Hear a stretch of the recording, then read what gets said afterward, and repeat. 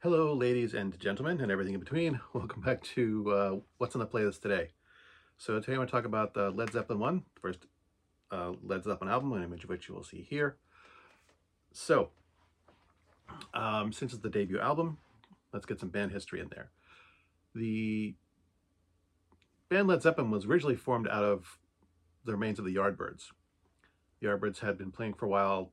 They were on tour in Scandinavia and kind of broke up mid-tour because the band wanted to go in different directions. Jimmy Page wanted to continue with the harder, heavy blues rock sound that they were playing. A couple of guys broke off to form a folk group, and one guy left to become a photographer. So Jimmy Page kind of cobbled together some people to play with him, and they finished out the tour as the New Yardbirds. When they finished the tour in Scandinavia, they came back to London.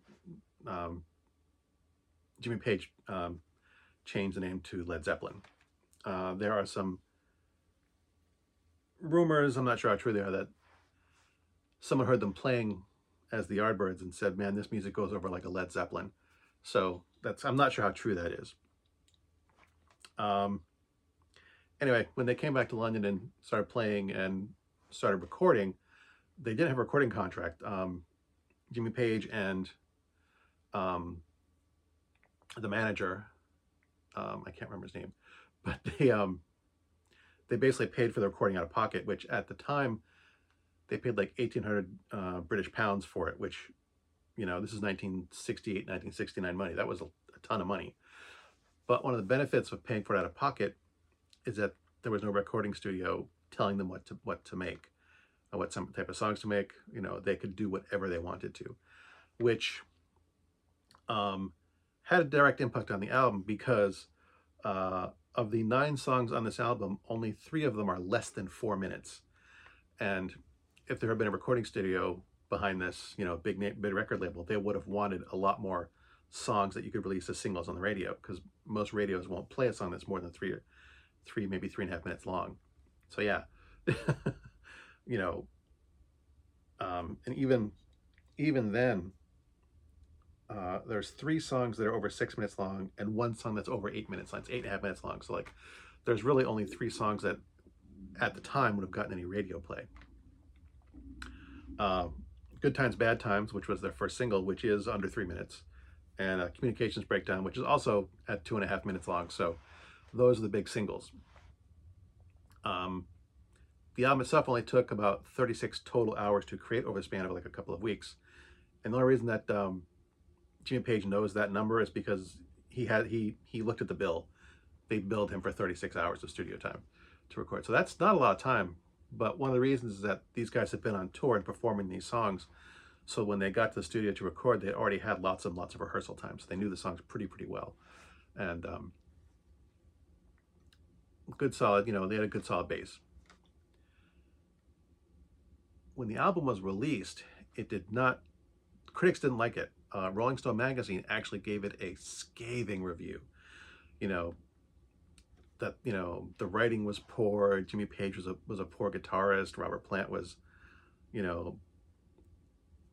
not a bad frontman. They just scathing review of the band itself. And because of that, I found out that Led Zeppelin refused to do any interviews with the Rolling Stone magazine for the rest of their career. They were not happy with this. Other than that, though, despite criticisms, the band was the album was a commercial success. It peaked at number 10 in the U.S. charts. I think it peaked at number 6 in the U.K. charts. It was released in 1969 in the U.S. and the U.K. It was released in, I think, January of '69 in the U.K. and March in the U.S. I know it was January in the U.K. The album was a huge commercial success. And the 2 singles on it got lots of radio play. One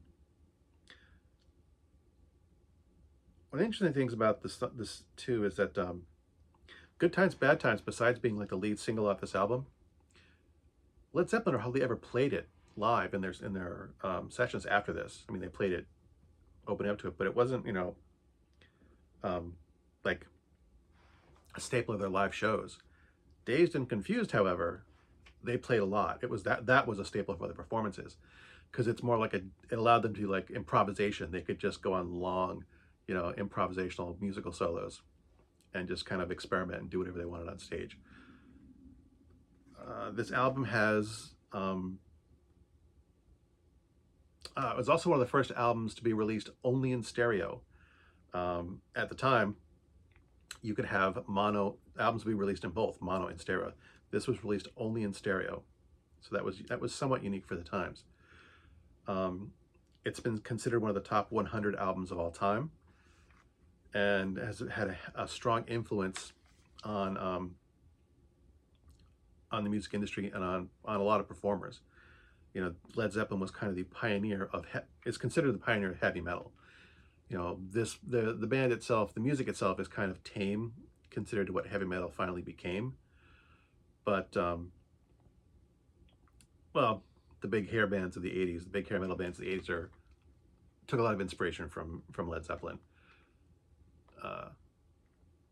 But still, yeah, Led Zeppelin is basically the originator of heavy metal. Anything else I wanted to say? I'm sure there's something I forgot. But there we have Led Zeppelin 1. I didn't really talk about my history with the album that much because I don't. It's one of those things that this is one of those bands that, like, when I was younger, a teenager, I didn't really remember the names of the bands very well. You know, I listened to the radio all the time because I kind of had to. I didn't have a lot of records of my own when I was younger. But this is one of those bands, like, I heard the music all the time, but didn't really put together who they were as the name until like I was 18, 19, 20. So, like, you know, I didn't really have a strong history with them because I didn't know necessarily who they were. So it's one of those things that I kind of, oh, I like Led Zeppelin music, I'll start buying their albums now, once I kind of figured out who they were. So I do love Led Zeppelin's music, but it's not something that had any, because I didn't know who the band was, it didn't have a strong influence on me when I finally started getting their music. So, Led Zeppelin, debut album. As always, thanks for watching. As always, my stuff is crap. And until next time, good hunting.